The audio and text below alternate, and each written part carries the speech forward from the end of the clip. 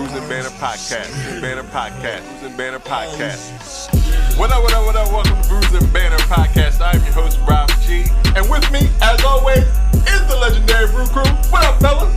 I got water, I got, juice or whatever. He's like, y'all need twin legs? Matter of fact, I do. My question to everybody is, does Delaware have an actual culture? This is the podcast that we talk about beer, but we also talk about a lot of things that's happening in the world, politics, movies, anything really that comes to our mind while we're here sampling these brews. Grab a drink and pull up a chair.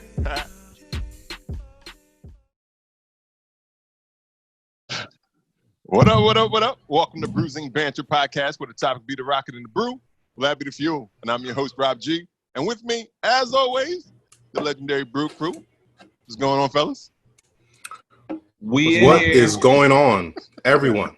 It look like y'all peoples. y'all always say hello. I do y'all say it at the same time. That's what it sounds like. Hi. Hello. This is episode 70. Get it right. 78. 78, man. Count, man. You know what? Get it right. Hey, it's getting up there. Up there numbers I gotta remember. That's the only thing you forget. You do a good job with everything. You cannot remember what episode it is, though. It's tough, and I normally. you get a pass, man. You're doing a lot. you get a pass. And this is episode 78 of Bruising Banter Podcast. If this is your first time with us, welcome. If this is your second and third time, thanks for coming back. If you've been riding forever, get that merch, baby. You're part of the crew. Right, part of the crew. You're part of the crew. Like I said, this is episode 78, and we have a special guest today in the building. We have Shaun Harris from Harris Family Brewery. Welcome. Thank you for coming. I'm happy to be here. Or thank you for logging on. Yeah, for sure. Virtual interaction. Live and direct, virtually. Still doing some social distancing series. This is volume whatever. Yeah. I knew you weren't going to remember that. I want to say 14. Yeah, something like that. That was a good guess. It's like give or take 3. Yeah, but I think I'm pretty close to on that. Yeah, you are. You are. Mm-hmm. Because we don't know. You need some cue cards, man. Yeah. Look, I know this stuff, but put it on the screen for his ass. You're right. Look, we're gonna agree with you either way because we ain't even sure. No, I have no idea. Right. I know it's more than 10. Only reason they know I'm wrong because I'm second guessing myself. I would be like, if I came in strong, like this is episode 170. Hey. They'd be Right. like, yeah, I'd be like, whoa, we done did a lot of episodes, yo. I didn't even know we did that many. You said it with your chest. All right. But before we get too far, I always need to know, what are we drinking today, fellas? Boom. And we'll start with our guest. Shaun, what are you drinking today? I'm drinking Love City Lime City Lager. I got this one just for representation of who and what they are, but I'm drinking out the tap because my kegerator got 2 60s in it. So. All right. Okay. What ABV they coming in at, Shaun? ABV. This is like a session lager, so this is 4%. Okay. I'm chilling today because yesterday I was drawing with the 8.5s and the 9s. Okay. And pushing it to the limit. I'm chilling today. Okay. Go light. Hydrated. Right. Yeah, no doubt. Yeah. You got There it is. Lou, what you drinking on? This is a Sorry Chick. It's a dry ale, Burley Oak, which is in Berlin, Maryland. It's a 4.4 alcohol by volume. Very, very summertime. This is what it looks like, kind of cloudy and what's that, yellowish, goldish, orangish, like a straw color. There you go, like the straw man. But it tastes like a sour with extra hops in it. Normally sours don't have a lot of hops, but this one does, so it kind of mellows out the sour, but it's not as did you? I'd never had it, so yeah. Cheers. Yeah, I think we had it on the. It tastes like Yeah, we had it on the series. a IPA, but A not sour IPA. A hoppy sour. Hobby sour. Yeah, Hazy sour. it's Yeah. Yep. it's a little strange, but it's good though. Yeah, I like it. I like it. Yo, what you drinking? So what I have today is from Oliver Brewing Company. It's called Hot Monkey Love. Hot Hot Monkey Love. Okay. Yeah, I'll be just looking for weird shit. This is a Burley wine ale, and this is a 10%er. Woo. Okay. Yeah, that's why I'm hot. They're out of Baltimore. Right. Maryland. And this is Does it have little flakes in it? Do it got like little sediments and stuff in it? Nah, but I didn't. Yeah, actually, yeah, it does. It's sitting at the bottom of my glass now, but it's real delicious. Okay. Yeah.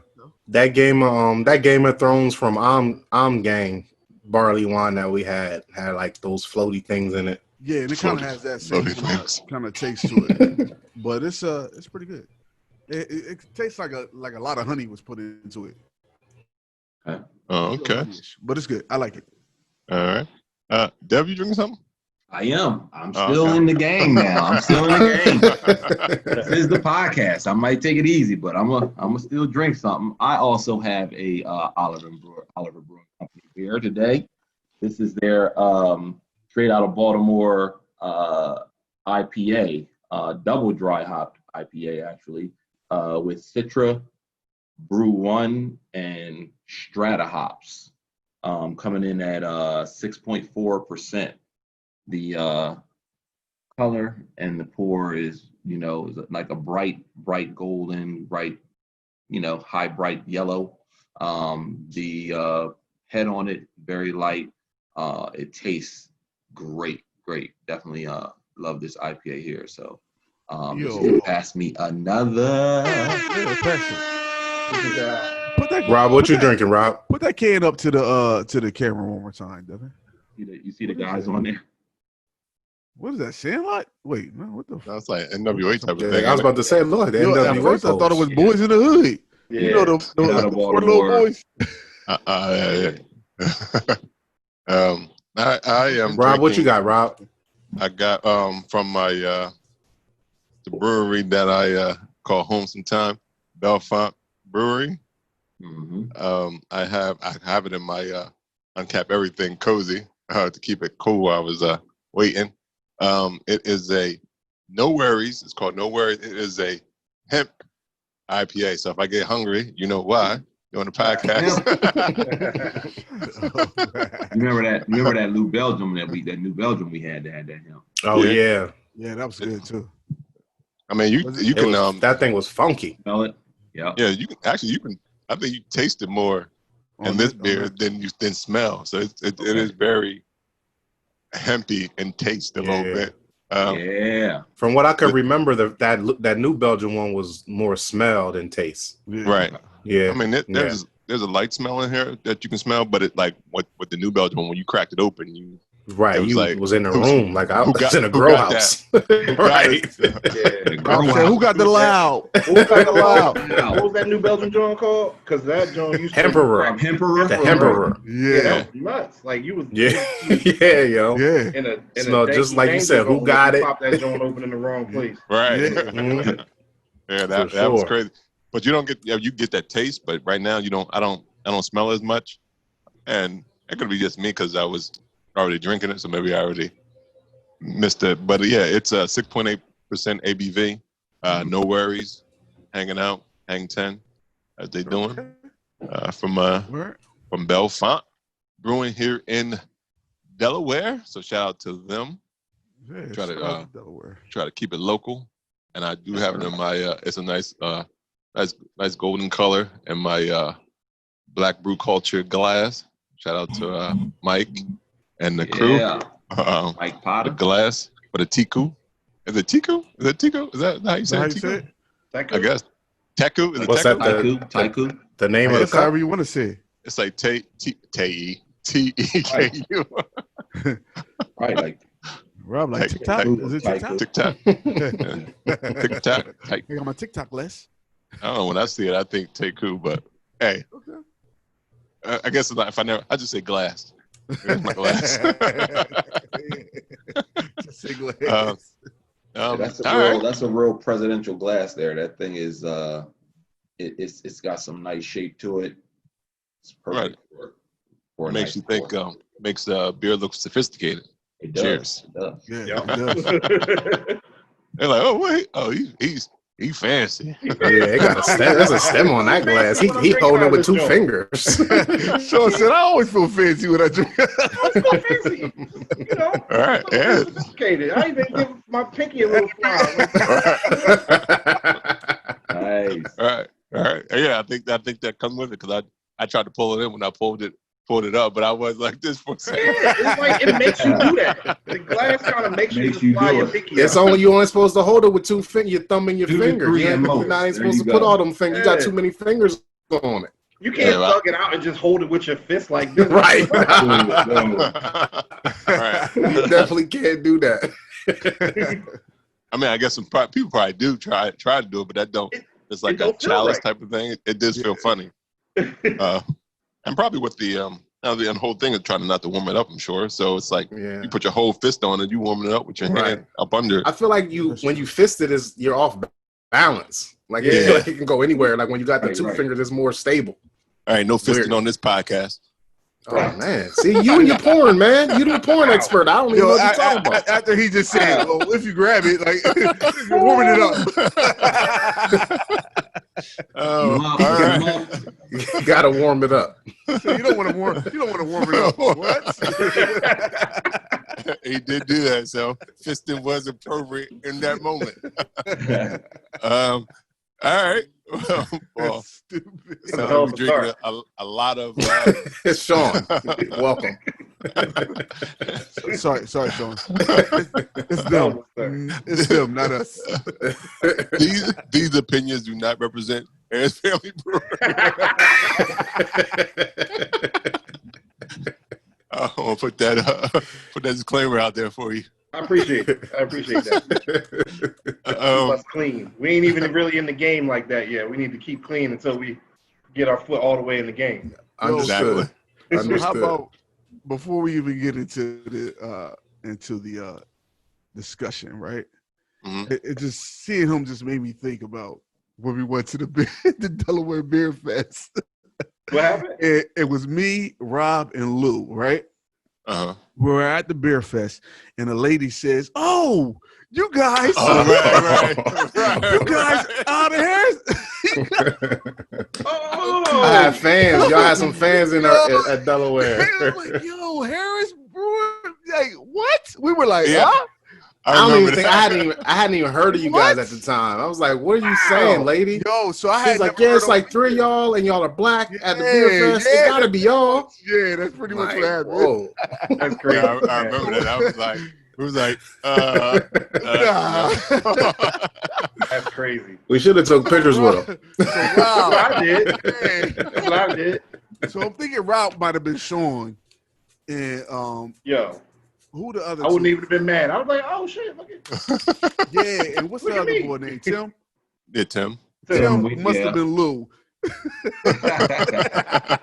Yo, but Just don't nobody because look like we're JT. the shorter members of the group, He's not short. huh? Yeah. He's not short. Compared to the rest of his family, he I is. mean, it was just Yeah. I forgot about that. That was true. That did happen at the Yeah. Delaware Beer That Fest. definitely happened. Yeah, that shit was funny. When we got to the Fresh Fest, we looked at y'all. Was like, no, Right. no, we don't look anything like those guys. But they broke the man. They was like, yeah, that's them. Yeah, but it was actually really cool to get them to think that we were them, because it put y'all in our atmosphere. Like, we had no idea who you guys were, but we were. I don't know how far Harrisburg is from where we were, but it was a couple hours away, and they were feeling y'all's beer and was excited to meet you guys. So yeah, y'all definitely got a name for yourselves. But all they did was get us, bruising. Yeah. We couldn't even give them no recipes or nothing. That happens a lot, yo. Like, seriously, and it's kind of weird.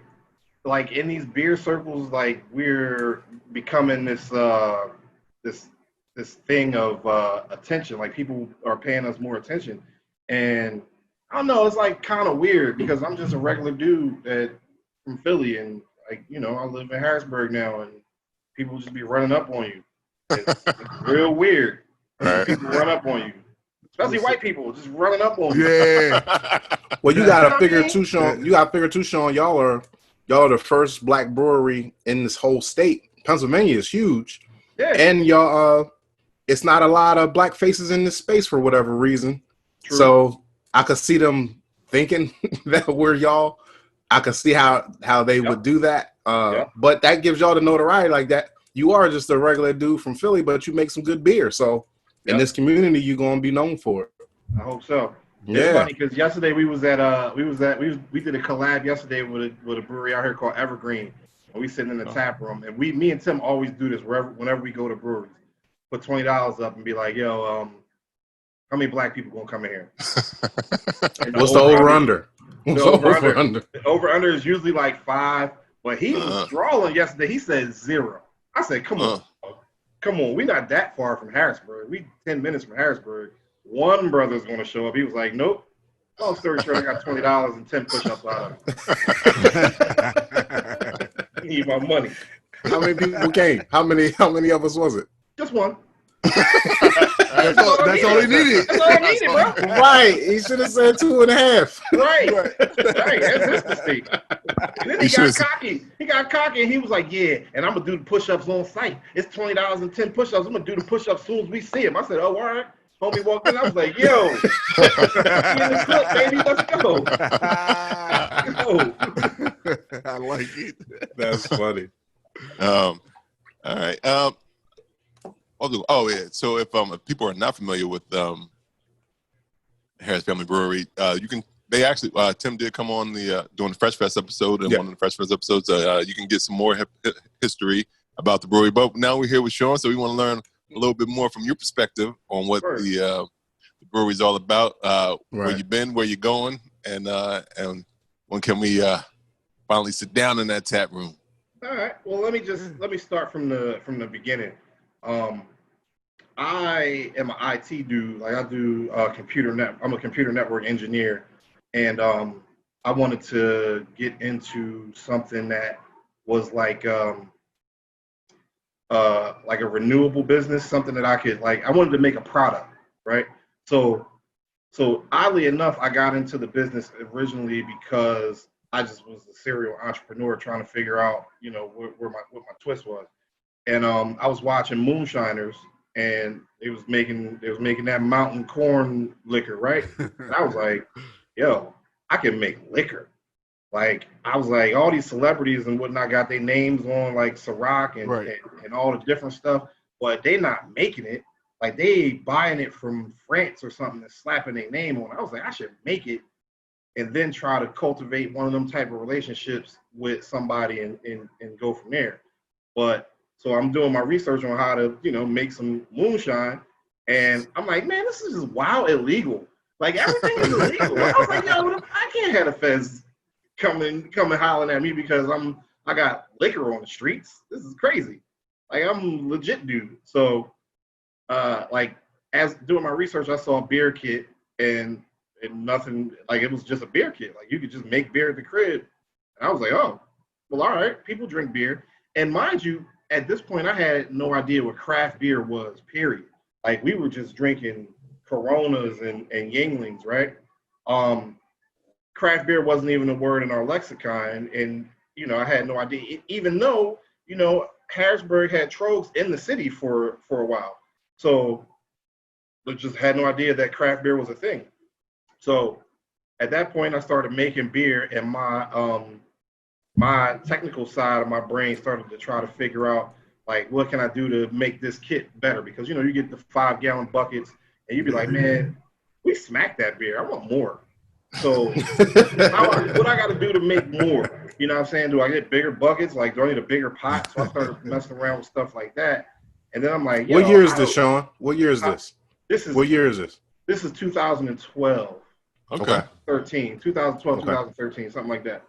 And and I'm just making beer, and I'm like, learning all these new different techniques and these ways to cheat my beer up so that I get a heavier beer with less grain. I immediately jumped into all grain brewing. I think I brewed like 2 or 3 extract batches, and I immediately started doing all grain batches, and then wanted to make stuff stronger and more potent. And I started like once I realized that you could do anything with this, like I started throwing cornbread in the mash. Like, you know what I mean? I was wild. I was making all kind of different beer.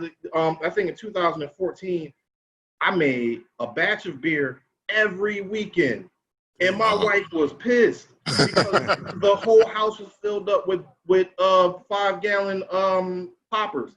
Like the whole house, I had like 20 of them in the basement. I had like 3 of them in the bedroom. The bedroom smelled like a brew house. You know what I'm saying? And she was like, "All right, it's time for you to do something about this, right?" So, that's when craft beer started to be a thing. Like we started to get noticed by. No, that's not even what happened. I was making beer and people were drinking it in the backyard. And people started to say, "Yo, the Bull make beer," and like my cookout started to be popping, and like real crazy. Like, yo, my cookouts usually have like a couple people in it, but like I ain't seen the Bull in like 3 years. What are you doing here?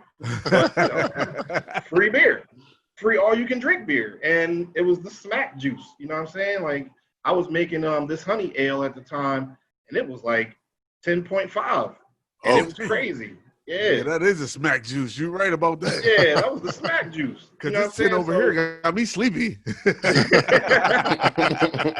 Yeah.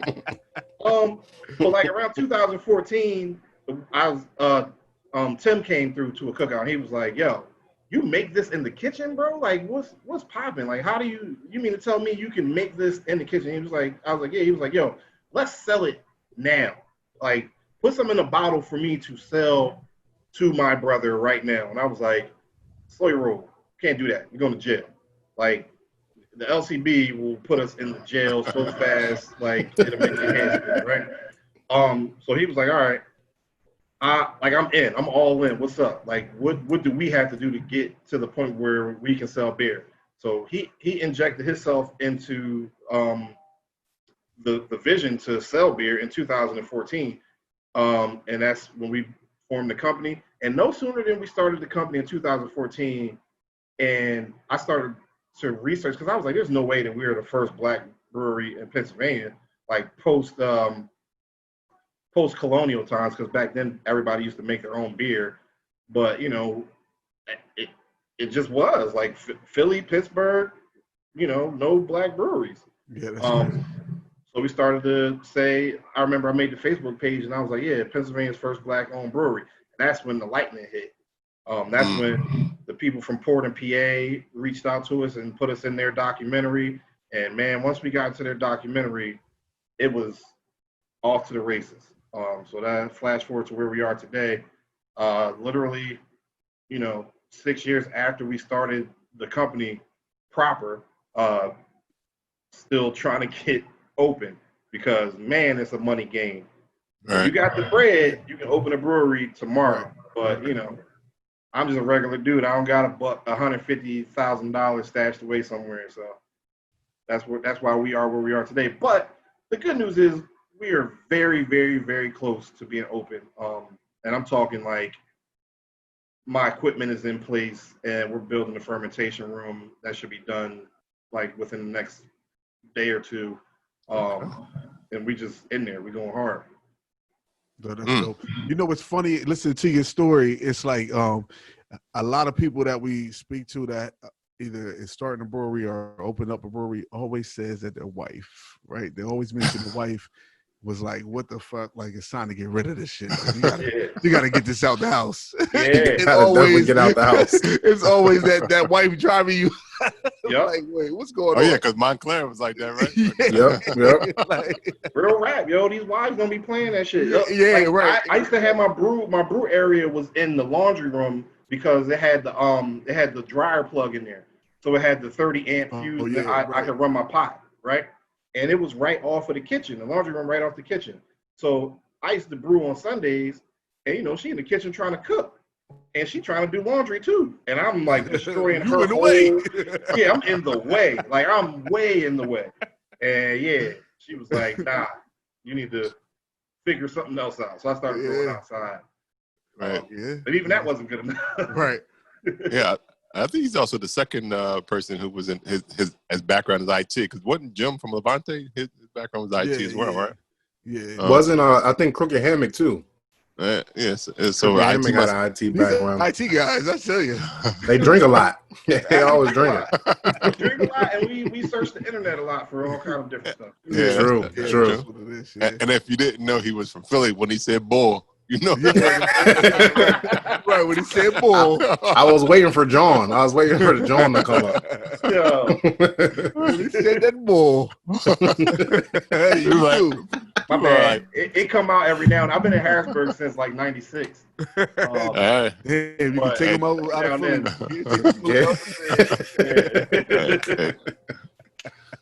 Crazy. Yo, wait. So now we just waiting for your beer, Sunni. I mean, it'll be there soon. You on your way there. As soon as you get that Sunni, you real Philly. Boom. My little brother though, like all my family still live in Philly. My little brother got his whole. Of course he does. All crazy. Yeah. I mean, they do that. So if anybody rob anybody or do anything in Philly, they be like, "It was the guy with the beard." Yeah. Right. The other 40,000 guys with beards. Exactly. Exactly. For them damn construction Timbs and a white T-shirt in the middle of the summertime. I got caught up like that in 1998 in Philly. The cops ran down on me. It was like, "Yeah, it was you, wasn't it?" I was like, "Yo." I was like, "Yeah, construction Timbs and a white T-shirt." I was like, right. Look around. He's like, "I work That's in our IT. uniform." What are you talking about? Right. I work in IT. "Oh, I just graduated high school. I was on vacation." You probably just was out of high school. Crazy, man. That's funny. So what was the? I know you said you did the Golden Ale. So what was the first? Was that the first beer you brewed, or was it? Okay, so back then. I used to drink Blue Moon a lot. That was my favorite. My favorite Right. beer. So I bought like a kit that was letting me clone Blue Moon. That was the first recipe that I had that I started to manipulate and say, oh, it tastes different if I use more oats, or it tastes different if I mash at a higher temperature. It gives me a different mouthfeel, or my head retention is better at this mash temp with these oats or whatnot. So, or with these malts, and it was just a Blue Moon clone, and I started throwing stuff at it, and I started making that honey ale off of the Blue Moon malt recipe, and started messing around with different honeys, because different honeys have different profiles that add to the beer. And yeah, man, like Blue Moon. Craft beer, and I didn't know that I was drinking craft beer. Right. That's not a bad start either. Blue Moon, like when I first started drinking beer, would have been one of the beers that I would go to. Yep. Well, that was the gateway. That was the purpose. The gateway, their gateway craft beer. That was the purpose of Blue Moon. Try to siphon off some of the craft beer momentum and get it back to Coors. Yep. Yeah. Hey, Shaun, when you first starting brewing and you're like, I'm gonna mash it up at this temperature and I'm gonna make the temperature a little higher on this one, are these individual batches, or are these like within one batch you can do all these different things and have like a couple different bottles, or you got to make 5 gallons just like this and then I got to make 5 gallons like this and then taste them side by side? Is that how it works, or can you do them like that? Kind of, because so what I would do when I first started getting good at it, and I was mashing a lot of grain, I would take the first runnings off of my mash tun and boil that off, because I didn't have a big enough pot, but I had a big enough mash tun. So I would take the first runnings off, mashing at like, let's say 148, and get a totally different beer from the first runnings than when I sparge at like 154 and take the second runnings and boil that off. You would get a totally different tasting beer. And I didn't start doing that. I didn't even realize that was a thing. I thought you had to, be done with the grain at that point. No, you don't, because because you just get a different gravity, and the different temperatures that give you those different flavor profiles and whatnot. And honestly, I was doing all this stuff off the muscle, man. I had nobody to teach me. We joined the homebrew group out here, and they was in there wilding, like with the Confederate flag type wilding. Oh shit! And we was like, "Oh, all right, this ain't where we supposed to be." And me and JT dipped out because I remember it was something crazy in there. Like the bull posted like a lynching or something like that, and I was like, "Yo." I called JT. I was like, "Yo, go to the homebrew site and tell me if I'm tripping."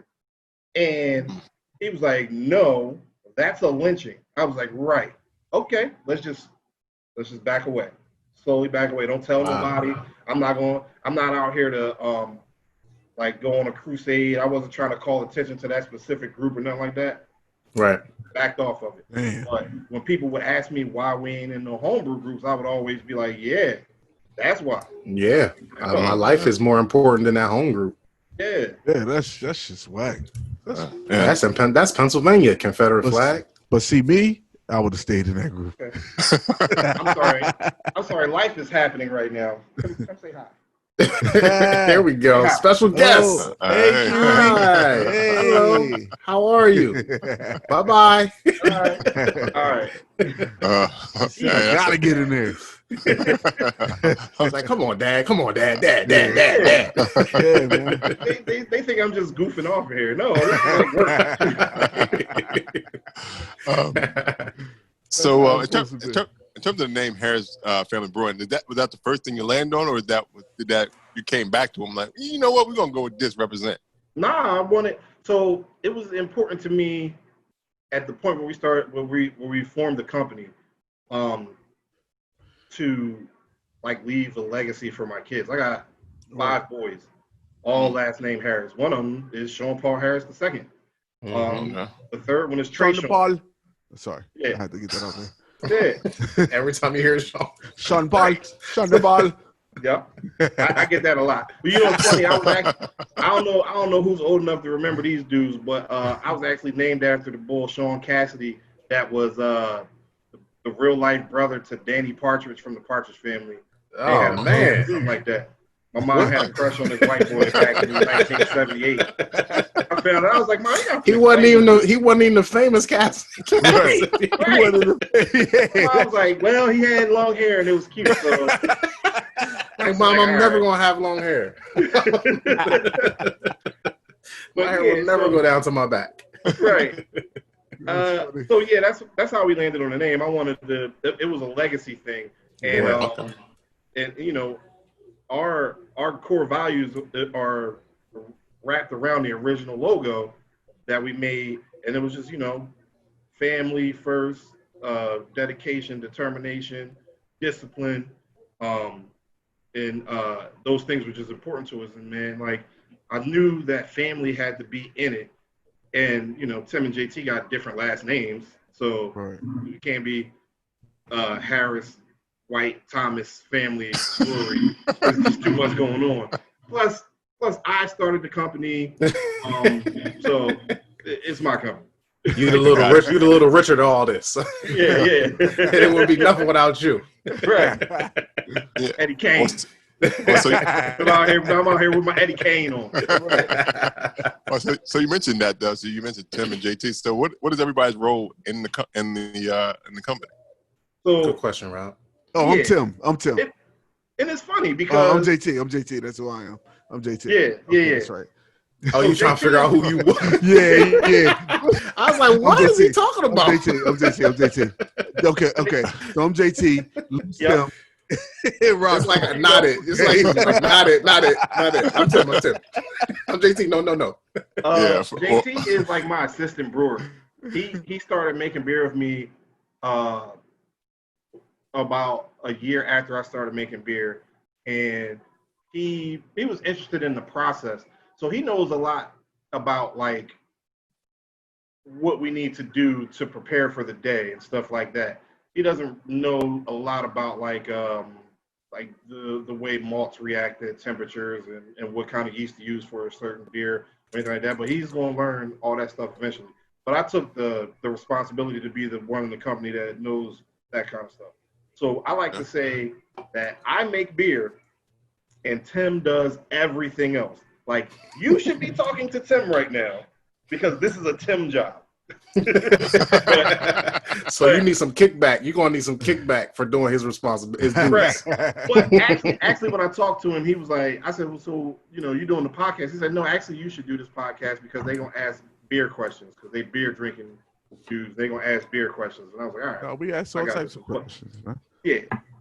He goes ham on like the, like, if this was a podcast about like diversity and inclusion or something like that, or like, you know, this is a podcast about that. Yeah, it is. Yeah, we was gonna get to that. Oh, no, he should be here. He should be. We said that. Yeah. Because he got a soapbox. He'll stand on that soapbox. He goes, Yeah. he's on the diversity and inclusion board of the Brewers of Pennsylvania too. Okay. So Okay. he does a phenomenal job over there. There's a lot of work to be done in that area for this industry. Shaun, you mentioned earlier like your favorite craft beer, not even known, was Blue Moon. What's your what's currently like your favorite style to drink in the brew?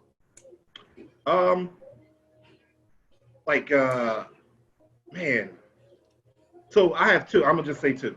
That's fine. Right, so like a Roush beer for me, like, cause I like cigars, and a Roush beer, like a smoked stout, goes really good with those. We just happen to have made one out here with Boneshire, was a smoked stout, and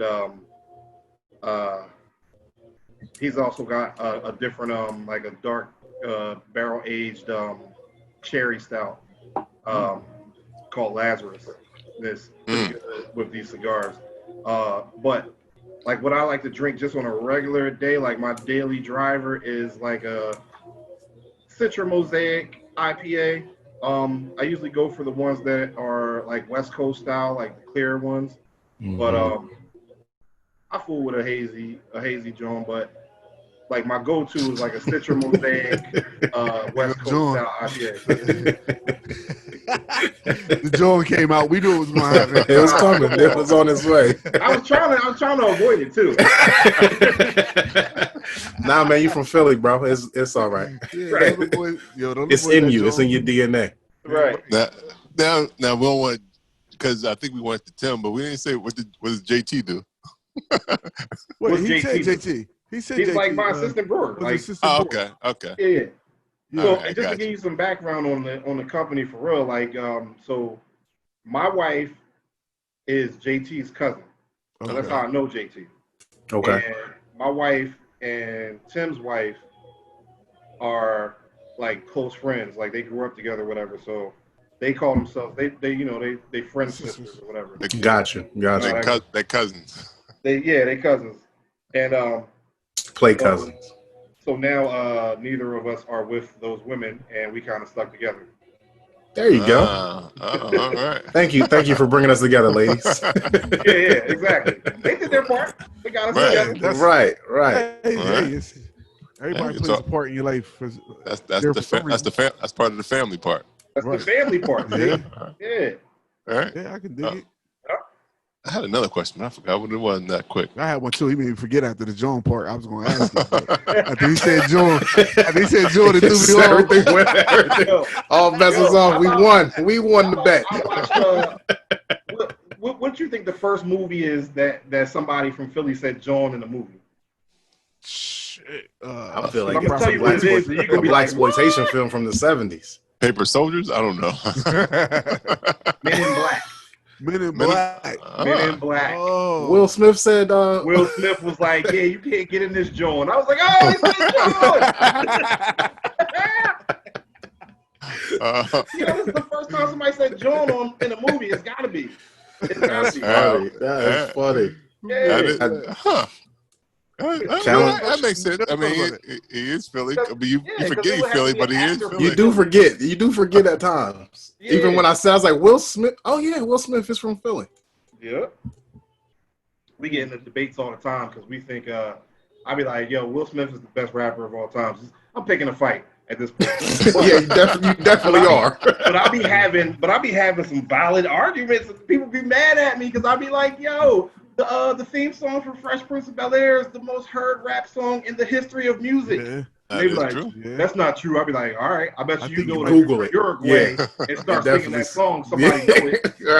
Right. Yeah. They play that at parties. They play that. What theme song gets played at yeah. parties? That's the only one. Right. Tell me, Between that and summertime and Yeah. Yeah. Summertime was Summertime played every summer. Every summer. Every summer. Yeah. Or Since when the like nigga hoping it's 93. when the nigga wishing Yeah, it was man. summer, they throw it on. It's wintertime, they like, shit, summer. Summertime is nuts. Get your Campbell's soup, your Campbell's chunkies, put on summertime in the winter. Yeah. Ain't It's a no good wrong with joint. So back to the brewery in terms of Will Smith being the best. all right. Well, yeah. I can ride a little bit because I always say LL. So I mean, it's in air pretty much. So I mean, I'll make some arguments, bro. Yo, he won him and Jazzy Jeff won the first Grammy. Yep. Yeah. First rap One of my Grammy. argument points. That could be. Yeah. You do got some points, Shaun. Yeah. You I do be got- having some he's points. not the best ever, but you got No, I don't an believe it. argument. You do I have don't an believe argument. it myself, but I will argue But it. you can make you can make a motherfucker believe it though. Yeah, I'll make you believe it. I don't really believe it though. That's hilarious. You don't believe it. I can't think I of the just last wanna time I argue. looked Nah, at, but my, you know at what? my phone and said, let me bump that Will Smith. Right. Summertime, that's it. Summertime and the Yeah. Fresh Prince theme. That's the only songs that That's you it. really want to bump. Not Nobody bumps not, getting jiggy with it. not for nothing though. Like my man said, he can make you believe it, even though he don't believe it. That's a good business mindset to have though. Mm-hmm. Like for real, Right. for real. Like if you have it, like you guys got the brewery starting, like, yeah, that's some good shit to have. If I could just talk you into believing that what I'm saying is true, that's good business. You're a businessman at that point. Right. Because that's what it is. It's Right. like when what's Lil Wayne kept on saying the best rapper alive. Eventually, you started believing that shit. He is the best rapper. He was like, yeah, you know what? Yeah. You're right. You are the best rapper alive. I think. Right. And even if I you don't think believe so. it, you start. It's in the back of your head. Yeah. Next time somebody start talking about it, Right. And you be like, that he gonna all come right, up. You're maybe like, oh, he at Will least in the top 5, and he ain't even in the Right. top 20. there you go. Like, how do you make There it? you You go. walk out the barbershop like, is Wayne really in my top 5? Because he said he was the best rapper alive. Right. Yeah, I think he's right. But Jadakiss said it too. He never got to this, but he didn't come out enough. He ain't come out enough. Yeah, he ain't said enough. He ain't, man. Yeah, well, he put on his record, but back now I do remember my question now in terms of the brewery. Now, as you made a transition from home brewer to trying to get a brick and mortar establishment and tap room, like what has been the biggest barriers to entry, I guess, besides capital, or has capital been the number? Has the capital been the number one issue, or has there been other issues in terms of as you make that transition? So the industry, the local craft brewing community, professional craft brewing community, the locality, municipality of Harrisburg, Dauphin County, have all been wonderful in our efforts. Like, they are helping us at every stop that they can. So literally the only obstacle for us has been capital. Because I got kids, Tim got kids, JT got kids, we got jobs. We just, like, regular people that never was taught that you should have good credit. You know what I mean? So when you go to a bank and be like, yeah, I need like, $250,000 to open a brewery, and they look at you crazy. And you don't get no $250,000. And then we will see breweries pop up like here and there, and like, wow, man, like money is like almost not real to these people. Like, you can just open a brewery like that. But yeah, that's been the biggest obstacle. And we had some creative ways to mitigate that. For instance, we were going to open without a tap room. We'll probably still open that way in the very beginning. We're going to be production only, and with that being said, we focused a lot on streamlining my processes towards that. So we'll get the tap room open probably shortly after we start production. But it's just a cost cutting measure. Like you got to have certain things in place for a public establishment that you don't have to have in place for an establishment where it's employees only. Right. Like, I ain't gotta have a bathroom that's labeled a certain way. I just need a hole in the floor to put it. You know what I mean? I don't gotta have a handicap bar. Yeah, I have an outhouse. I don't care if you're making beer in there. You gotta pee, take it outside. Right, yeah. So Shaun, what made the decision to do like a brick and mortar brewery over just distribution and getting the product out there rather than just having an actual tap room? Everybody in the industry has told us that we're crazy to not have a tap room because of the margins. You make a product in-house at cost and then you sell it at like a 300% margin. They're printing money, and then everybody's like, you're crazy to not have a tap room. But my mentality is that I need to have a product on the street to sell to somebody somewhere. Otherwise it becomes not real, and we become a t-shirt company, and we become an idea, and that's not what I want. Gotcha. Beer in your hand no matter what. So if that means that I made the beer and I sold 50 cases of 22-ounce bottles or 4 packs or something like that, as long as that logo is on it and it's a product that I made, I'm happy. Right. So it's not necessarily all about the money to me. I've grown to be really passionate about beer, and like every ounce is my baby. So that's the most important part to me, is that people enjoy it, and everything else will fall in line. Right. So I guess you were saying that it streamlined. So when it's everything like the room is all ready for production. So it's going to be mostly like canning and then bottling beginning with. Yep, we're going to bottle extensively. So you know what? I'm gonna let y'all in on a little secret, right? Okay. Exclusive. Hit that exclusive drop. Exclusive drop. Exclusive. Historically, Quarantine. Say that. Yeah. Historically, we've allowed people to demonize certain aspects of our culture, like our culture, right? At some point, we allowed the community at large to be like 32-ounce crowlers are cool and classy. A 64-ounce growler is cool and classy. But if you got a 40-ounce, you ghetto. Yep. We're done with that. You're absolutely 40 right. ounces. We're doing 40 ounces, right? Because the 40 ounces enough. Yeah. Word up. 40 ounce craft beer. That's something. That's a statement right there. Yeah, yo. That's a big statement. We're doing 40 because it's enough to share. Yeah, it's enough to solo. Like if you want to solo this joint, you can solo it. It'll take you some time. But we like this is what we want. We feel really strong about the demonization of a 40. Like, what do you mean? Like, how's it cool to have a big ass 32-ounce can? Right. Why is that cool? Right. Man, it's just because it's in our hand. That's what it is. So when that's just dope. Yeah, I love it. I love it because they have a Harris Family Brewery. My question was going to be like, we asked all of our people who own breweries that we have on the podcast, like, what are you going to do to get more inclusivity for Black people in our culture? And I was going to ask you the question anyway, but you just jumped like that. 40, for whatever reason, they made that part of our culture, and because it's part of our culture, it's not anything to be shunned about or anything like that. It was just some hood niggas' preference of what type of size beer they wanted to drink. Like, exactly. So why can't it, like you say, if you got 64 ounces and 32 ounces, we got something right in the middle for you that's going to get you right. Yeah, I like it. I love it. You're still going to drink 40 ounces of beer if you drink. You're right. What's the point? My only problem with 40 ounces and 64 ounces is just like, I drink beer so slow. I like it cold, and it never can. Cold. Yeah. So Shaun, good in the lab, and make sure you can keep my 40 cold.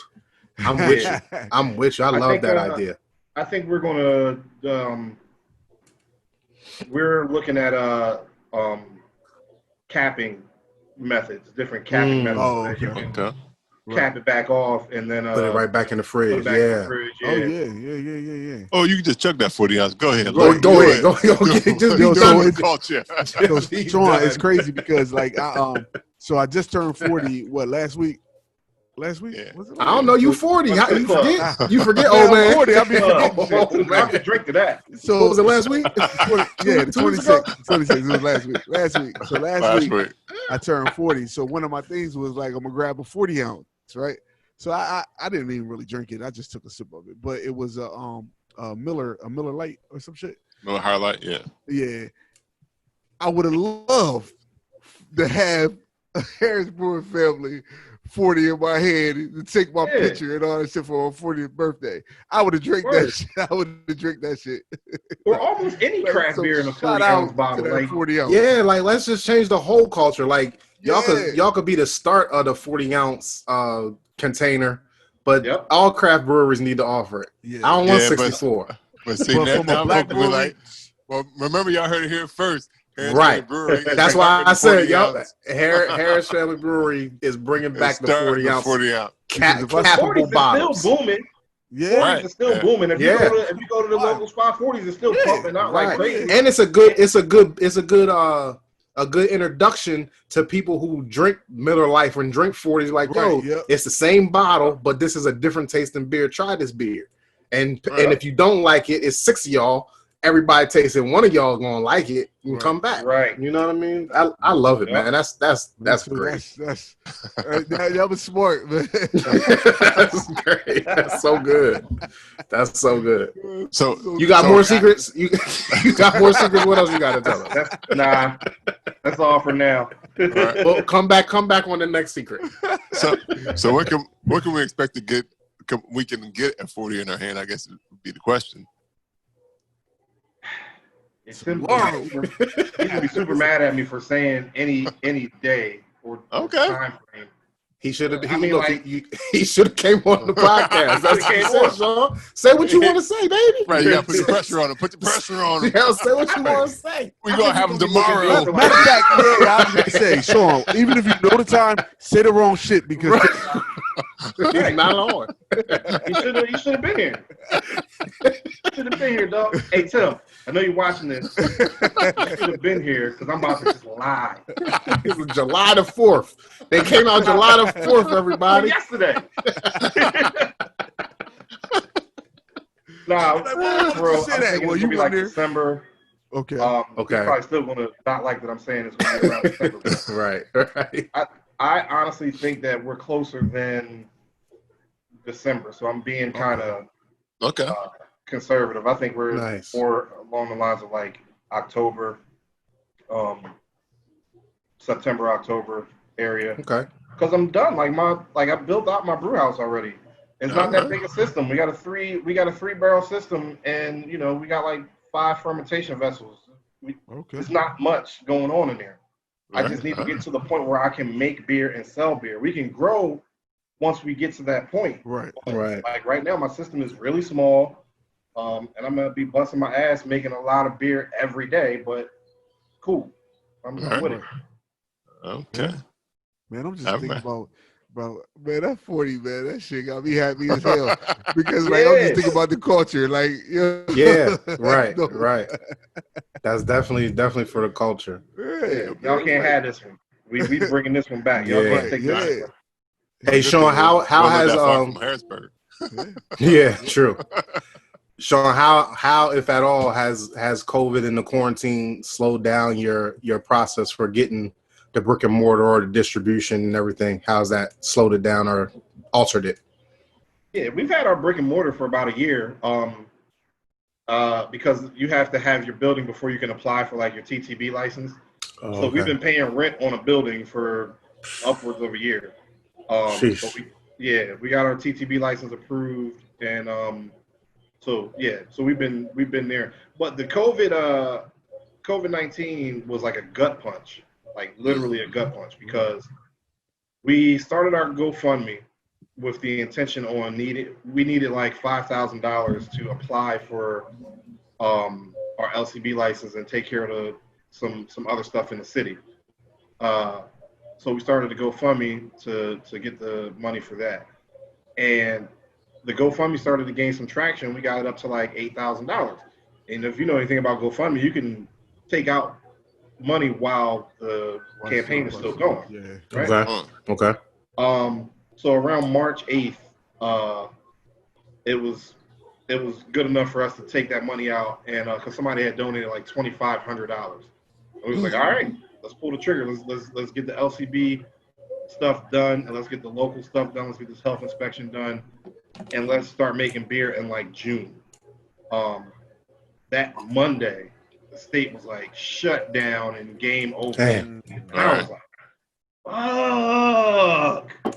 We were just about to pull the trigger. Right. So LCB shutdown really hampered us because, like I said, we were close enough that, like, we're 95% built out.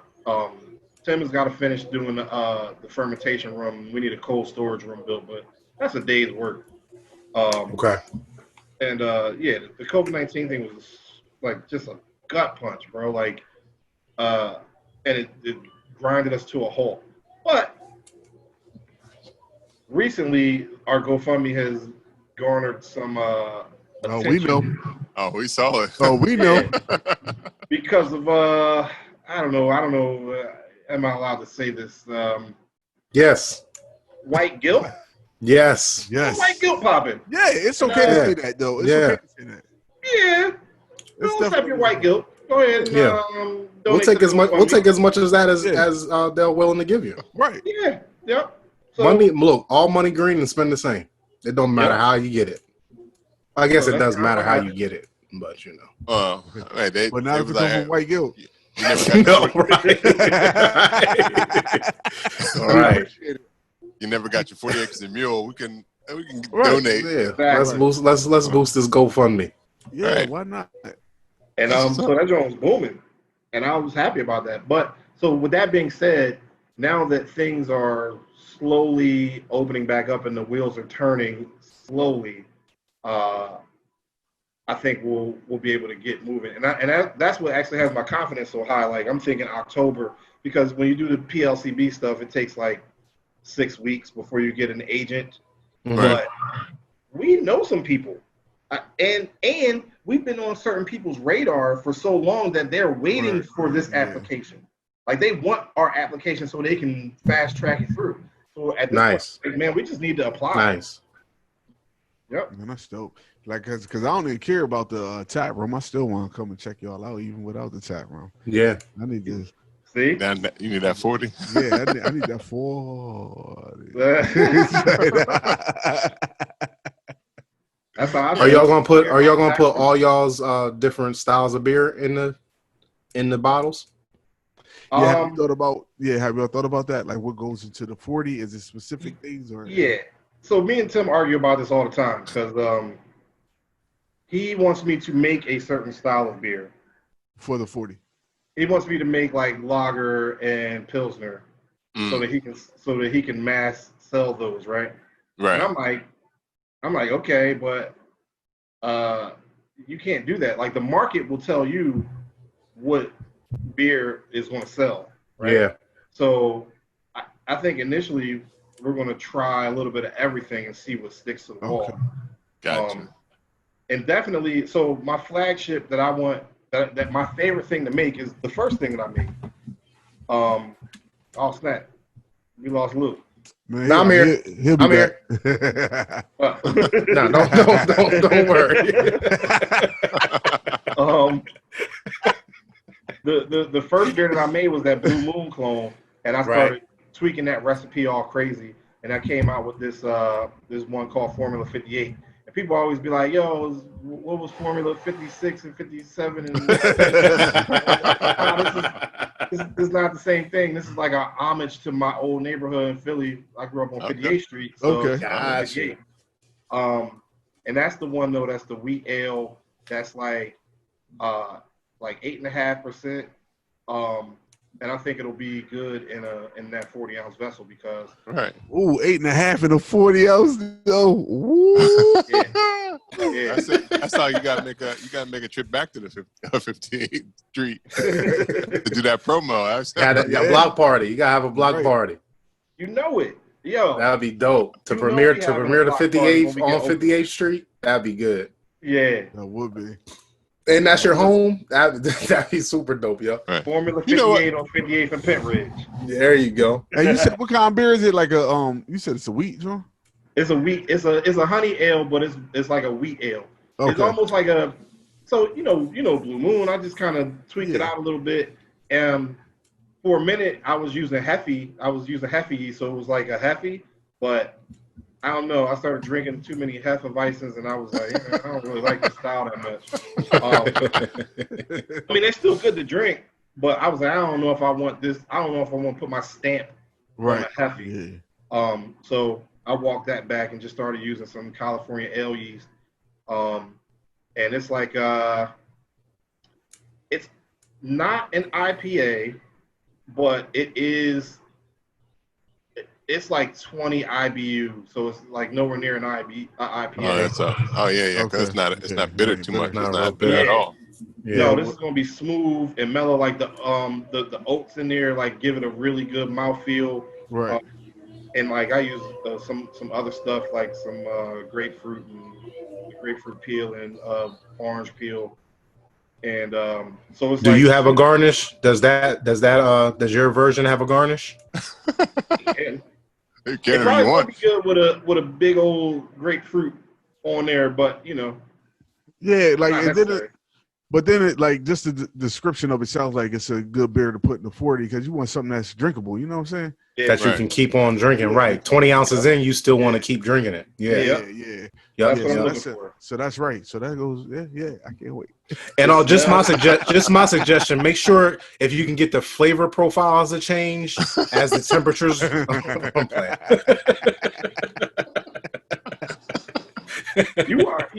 You know what's funny? You are going to get a different flavor profile through drinking it if you don't put it in the refrigerator. Right. Yeah. Right. I mean, that's just beer, though. Right. Anything's going to taste different, a little warmer. Like even this is warmed up a little. It even looked different. Right. You know what? Golden. Going back to the other thinking that we were. They thought we were Harris Family Brewery. I think y'all were at Philly Beer Week. I think y'all were at Philly Beer Week or something earlier. Yeah, around the same time. Or it was some beer festival in Philly that y'all might have been at. I was at the German beer festival. Might have been that. I was at. But still, Philadelphia and Delaware. They're two different beer fests. It's close. That was funny. I was like, no. She ran out like we were. Y'all are famous in her eyes. Like she was definitely on take a picture and get your autograph. That's why I still remember it because Rob was like, I think I know who she's talking about, and he pulled up a picture. That's what it was. It might even be the same picture that was on the Forbes John. It might be that picture, and I was like, that picture get all kind of love. Yo, you know what I thought about it? I was like, I see what she did there, but wrong. Well, speaking of the Forbes, Jones, how did that come about? Speaking of the Forbes article, how did that come about? I have no idea. Tim did that interview because that's Tim's job, right? Yeah, it was Tim's interview because I read it and he was talking. Yeah, Tim did all the talking. Yeah. I thought that maybe everybody else. You can tell, like everybody can tell. If you talk to me and Tim separately, and then you read an interview, you can usually tell who's giving the answers. So it was somebody from Pittsburgh that reached out to him because they were going to put it in like some other publication. But you know how writers be freelancing, and they work for multiple different publications. I think what happened was he wrote the article up, took it to his bosses, and his boss was like, "We don't want to run it until whatever." I don't know. So he took it to somebody else, and they were like, "Oh, I'll put this in Forbes right now. What's up?" Oh, okay. And they put it in Forbes. Yo, that's what's big, up. though. That's big. It has like 50,000 views. Yeah, that's crazy. That's what's up. That's awesome, man. That's really good. I was shocked, bro. I was like, yo, this many people care about this? Yo, so next time somebody do think that I'm gonna go for it. Oh, I'm taking advantage. I'm taking full advantage. I'm taking pictures. I'm kissing babies. You getting free whatever.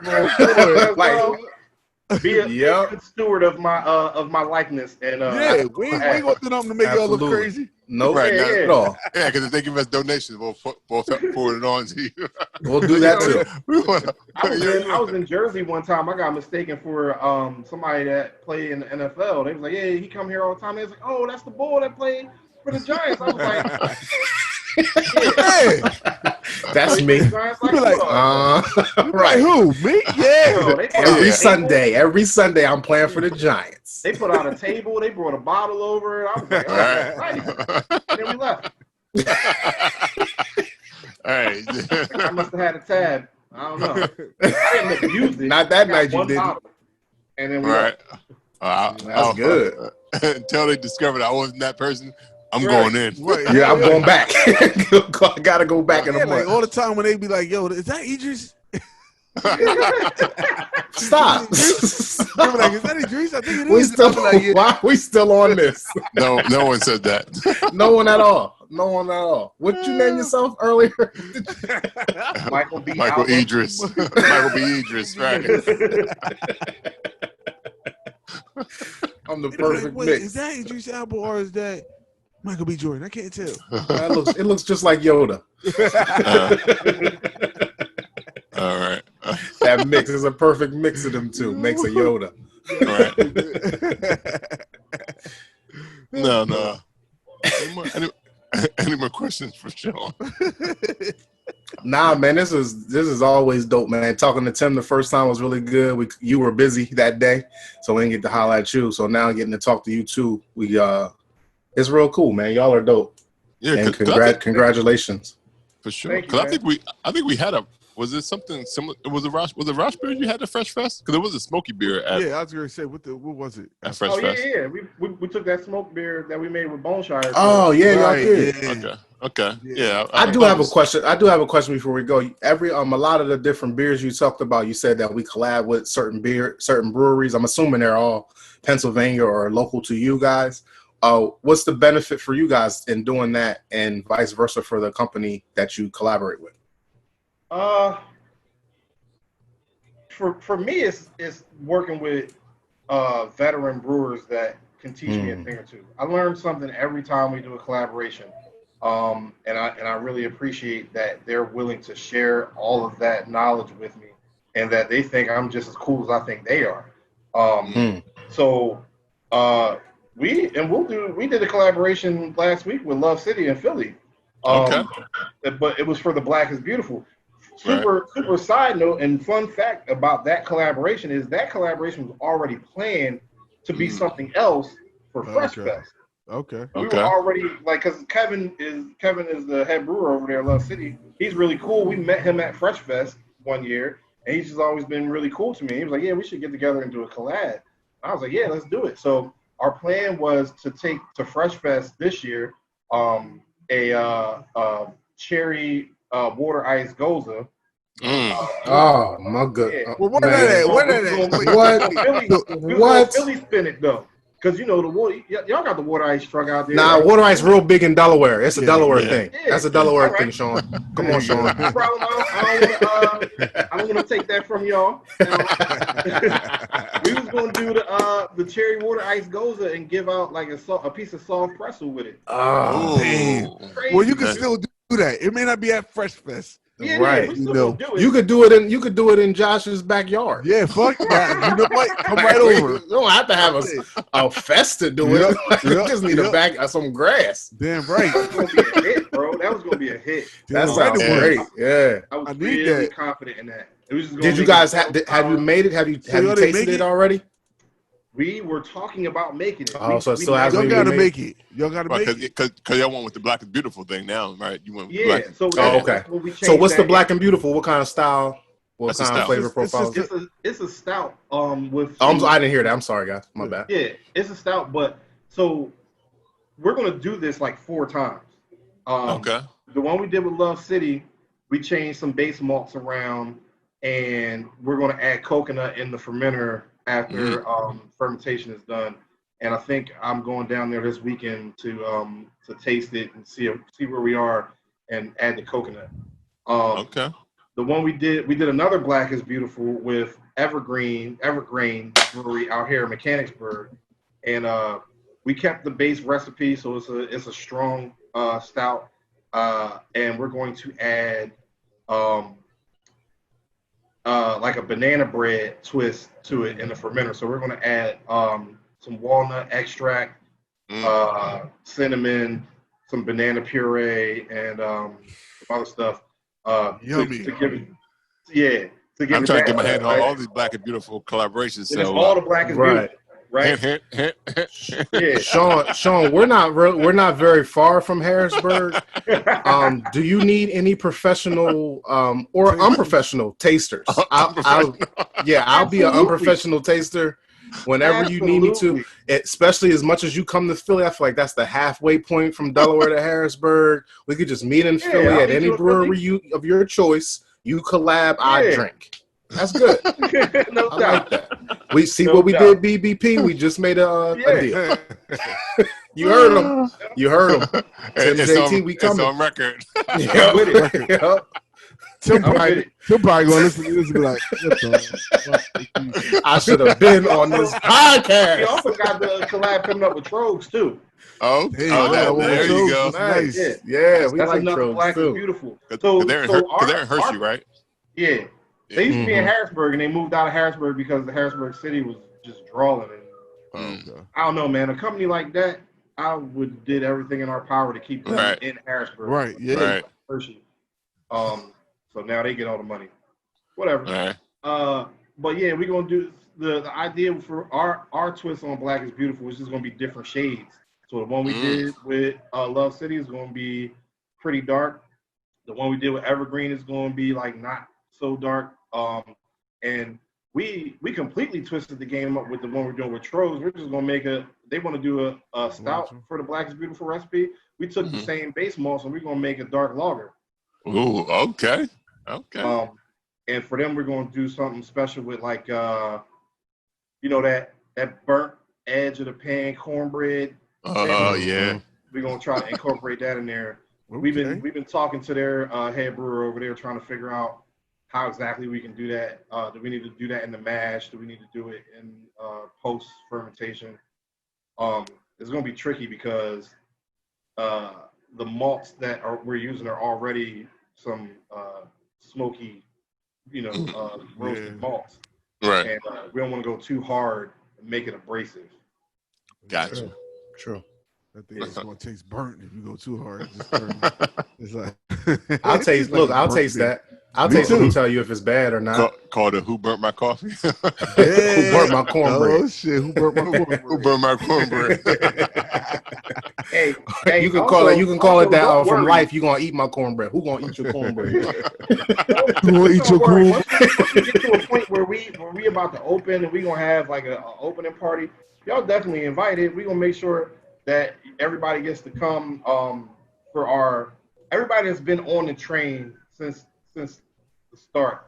We're gonna have like a private opening party for those people, and y'all kind of fall into that category because y'all got mistaken for us a year ago. It's good enough for me. That's funny. Yeah, we'll come in. We'll do we'll record there. We'll do a podcast and interview why not? whoever's up Shit. in the building. Yeah. Right. Yeah, That's that's what's up. That should be All good. right. Well, we want to thank Shaun from Harris Family Brewing for coming through. Yeah, Thank you, man. Shaun. Thank you very much. So Harrisburg and Harris is nothing to do with. Nah. It's I'm just Philly, Harris. man. I know. I just had to ask. Come on now. He said John Ball. Will Smith is his favorite rapper. Like he's Philly up, bro. You like the Six? Are you a Eagles Sixers fan? You like any of the teams? Or you All are that. you? Okay. Good for you. All that. You are an All that, official. man. You're an official I mean- Philadelphian. Formula And you 15. you made a There beer ain't no named after baseball your season. street. Right. Did you say it again? Yo, I'm upset there ain't no baseball season right now. I heard that. Right. I heard that. Formula 58. He got it all. He Yeah, he through and Yeah, through. he everywhere. ain't playing. Through I and like through. that. Killing his Yeah. John. Like I said, I want to thank Shaun for coming through for episode 78 of Brews and Banter Podcast. But before we wrap up, I always like to know where we can find everybody on Instagram and social media and the World Wide Web. So, Shaun, where can they find more about Harris Family Brewery? Even the GoFundMe, if it's still alive, how can they do that? The GoFundMe is still live. You can check that link in the bio of our Instagram at Harris Family Brewery on Instagram. You can follow us on Twitter at HF Brewery _. And we're on Facebook, easily findable as Harris Family Brewery all together. And if you want to follow me on Instagram, I'm at HFB _Shaun. That's HAUN. So that's about. Oh snap! Devin's back. He came back just in time to introduce himself. What are you gonna say though? You really gonna sit down? We closing out.